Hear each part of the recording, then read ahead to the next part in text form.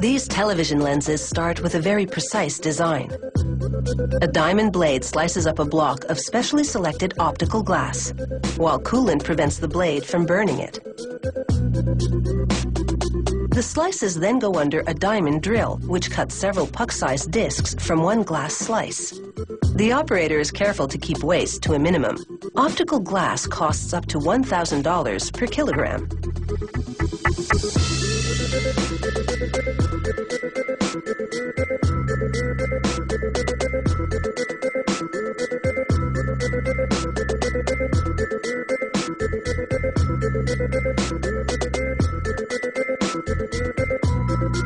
During the drilling, the optical glass sits on a thinner piece of glass covered with wax.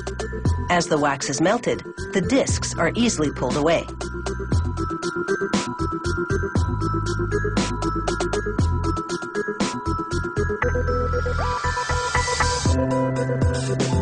Next, a device spins one of the discs while a wheel overhead sculpts it into a lens.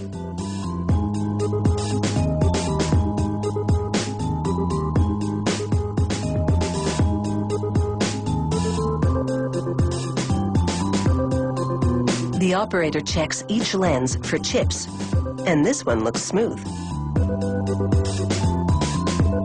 This tar-like substance is called pitch. The edges of the lenses have been built up with tape to contain the pitch. They completely coat the underside of the lens with it. Several pitch-covered lenses are now in a metal shell. A worker picks up a hot aluminum dome called a blocking body. He presses it onto the pitch-covered lenses, and the pitch melts onto it.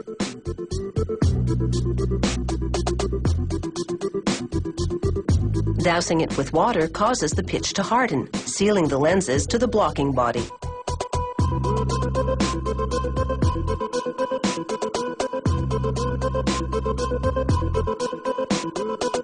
The blocking body is now upside down and acting as a holding device as it oscillates on a spinning grinding shell.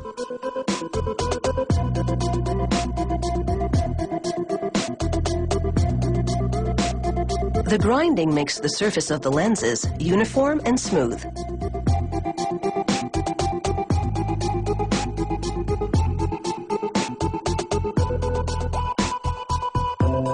They place a polisher on the lenses.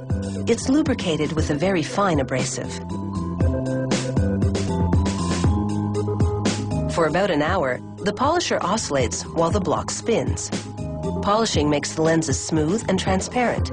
It also gives them an even more curved profile.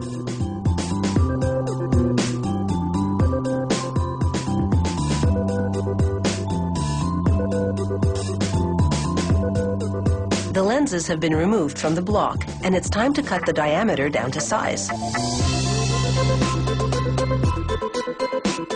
Using a microscope, a technician centers a lens between two brass chucks. A diamond blade at the back cuts the lens as the technician monitors it. He's making sure the diameter and axis of the lens have a common center.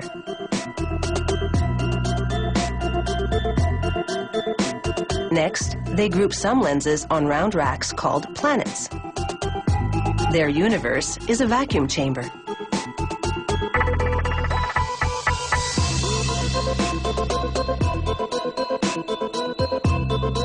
The technician closes the door, and the planets continue their orbit. Inside this vacuum, an electron beam evaporates coating materials. The vapor rises to give the lenses a protective coat. A computer monitors the rate of evaporation and the coating. But there's much more to come. Up next, this process really gets visual as all the pieces of a camera lens come together.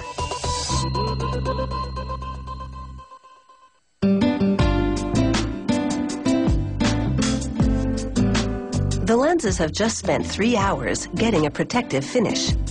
It's time to wipe away any residue and make sure they're perfect.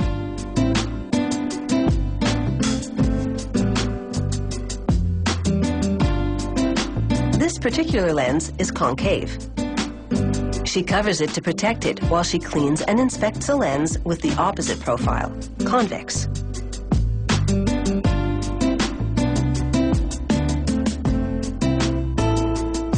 Then the convex lens goes to another technician who places it in a holding device. He looks into a microscope and adjusts the position of the lens until it's optically centered.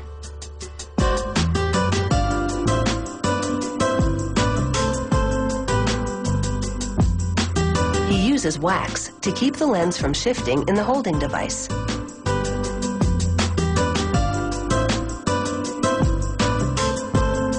They give the lens another cleaning. Each one must be absolutely spotless before they proceed to the next step. Otherwise, dust particles could become trapped within the optical system and affect image quality. Now that the surface of the convex lens is immaculate, she dabs optical cement onto the center of it.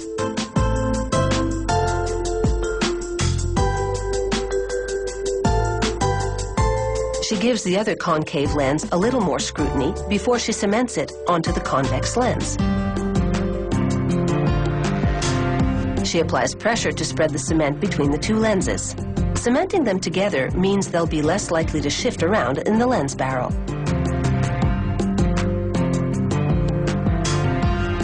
She checks for dust one more time. Then it's under the microscope for an optical alignment of this double lens. Because the cement isn't yet dry, he can push the top lens around and adjust its position. Next, they prep the barrel that will hold the lenses. The technician traces out lettering using a stylus, attached to a sharp tool that engraves information onto the lens barrel.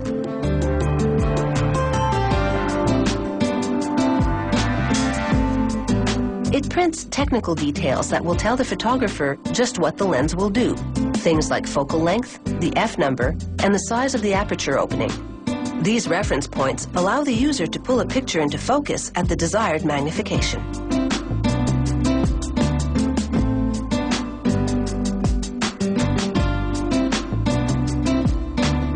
Now they double-check the design for this complex optical system and begin to pull all the pieces together.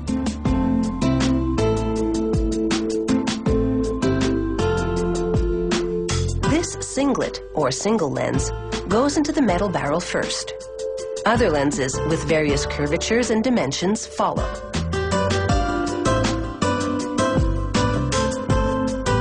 She places metal spacers between the lenses to separate them.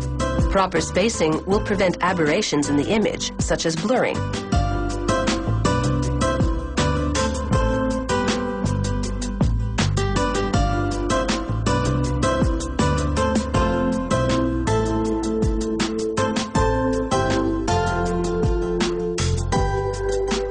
Between installations, she covers the barrel with a piece of lint-free plastic because eliminating dust continues to be a necessity. One fleck could ruin this entire assembly.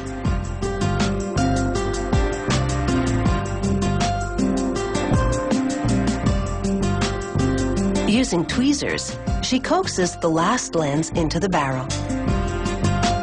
She installs a retaining ring to hold the stack of lenses down. Then she locks it into place. There's one final inspection. She examines the assembled optical lens from all angles. It takes a total of 6 weeks to make one of these optical lenses. And in the end, it's picture perfect.